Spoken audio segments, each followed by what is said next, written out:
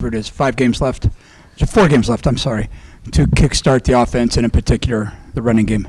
Yeah, well, I think I'm going to have to watch that to give you a better answer in terms of, that question. Obviously, that is a major issue, and for whatever reason, our inability to find consistency there, really puts us behind the eight ball offensively. So, I think it was great to get some of those guys back, for Cartavius, really his first full game. Great to get Jirel back. But right now it's not where we need it to be or, it needs to be for us to be successful offensively. And I think it really does start there. Hunter had maybe 2, maybe 3 designed plays to run. He had more than that against Texas. Why not that as many today? Well, I think twofold. Number one, there were a couple of those plays in there that, how the defensive structure kind of navigated the C and D gap. That's why the ball didn't get pulled. So, and the reality is he did a great job reading that the right way.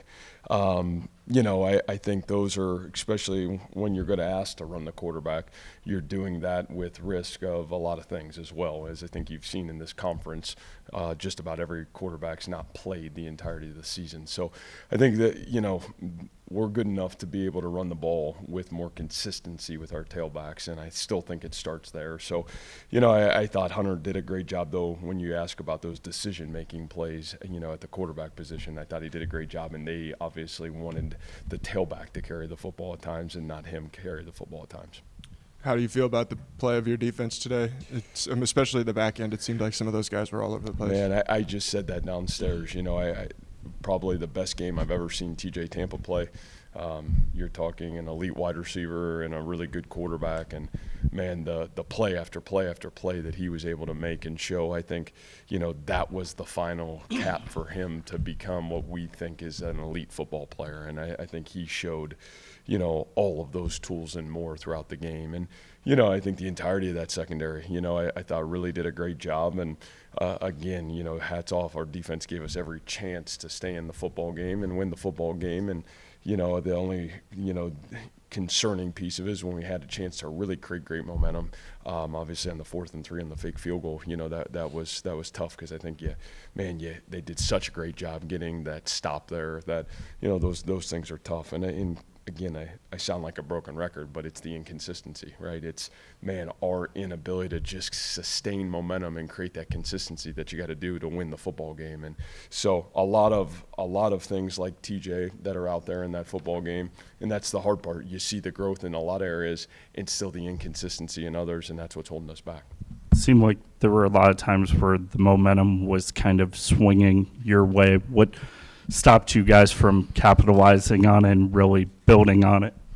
Yeah, it's really just kind of what I said. It's inconsistency. And, I think that's been the theme, really, of our inability to play with great consistency for 4 quarters of a football game. And, it's not like it's ever been real easy to win, right? You gotta be able to do those things to win the football game. And, I think that's the thing for us that this team is continuing to learn is, you have to be able to capitalize on those opportunities when the momentum's there for the taking.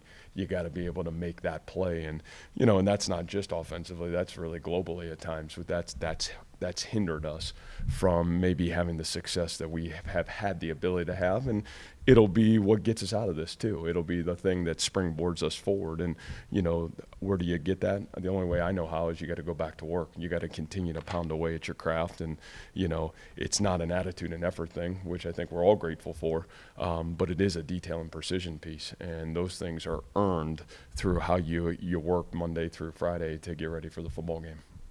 Big talking point has always been, navigating kind of the peaks and valleys of a season.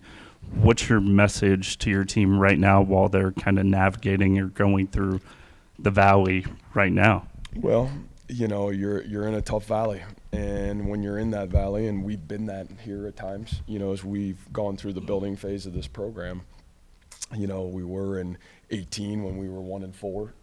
We were in 16 and 17, and we've been in that valley.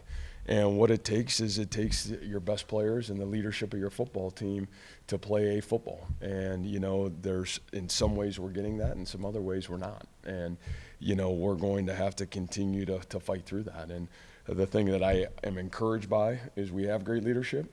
The thing that is still frustrating is some of our best players are still playing inconsistent at times, and we need to be better. I think kind of we're referencing that first year when you got here, just how does this year and what you're dealing with now kind of resemble that time? And I guess what did you learn from that period? Well, I think you learned a lot. I think in a lot of ways it is, in some similarities in terms of you look at the production coming back, what we were, one of the two or three, 127, 126 and Division I college football of guys that played or had experience coming back. And so, I think that your inconsistency is part of the navigation process. And so, I think what you learn is you learn to understand the positives, where growth is happening, and not be a fool to not address those in a positive way with your football team.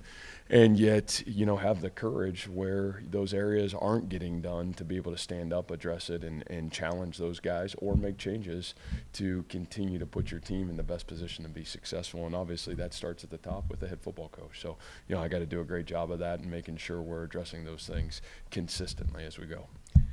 Matt, how has falling behind consistently fueled that inconsistency maybe? Well, I think that has been you can write the narrative of the last 5 games, right? Man, you're down by 7.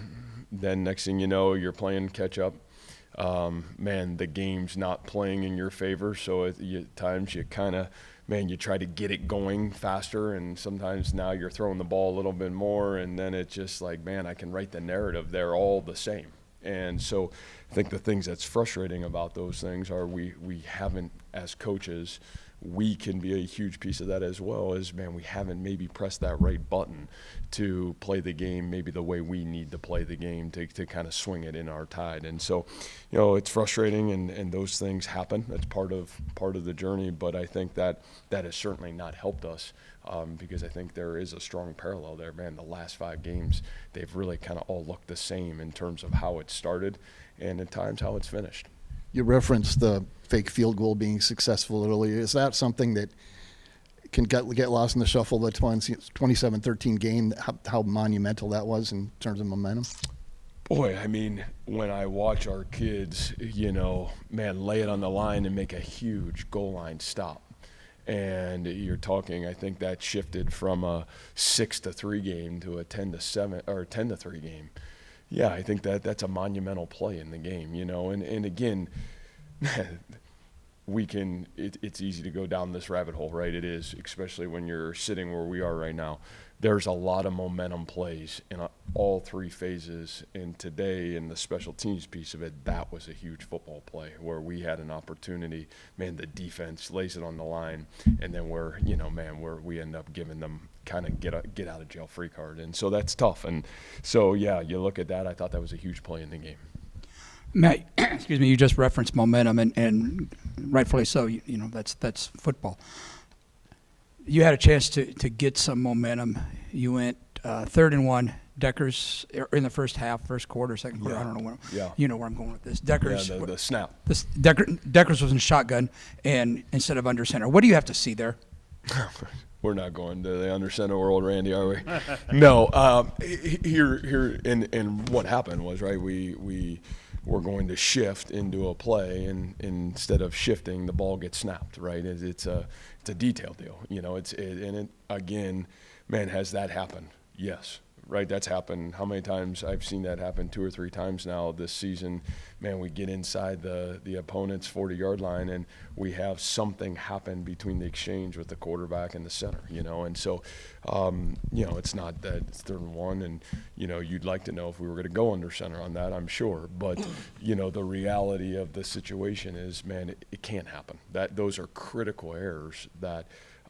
We must continue to pound away to get addressed. And, that's not on anybody, but let's put it on the coaching, because, again, it continues to show up. So we got to do a better job. And again, I'll put that as much on me as I will anybody else.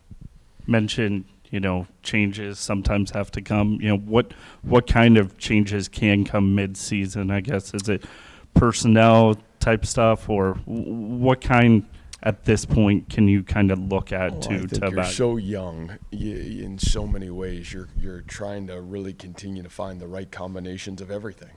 Of how do you continue to put this team in the best position to be successful, and that's what coaching is, right? Coaching isn't you just sit back here and draw up plays. I think it's a global whole, and part of it is continuing to pound away. And I think it always starts with, man, are we putting the right guys in the right position to be successful? And if we are or we're not, why and how do we do it better? Reader, what's up with I think we'll have him back, next week. It was a game time decision, and it just was not ready yet. And for that kid's future, and really for our team, like it would have been wrong to play him today.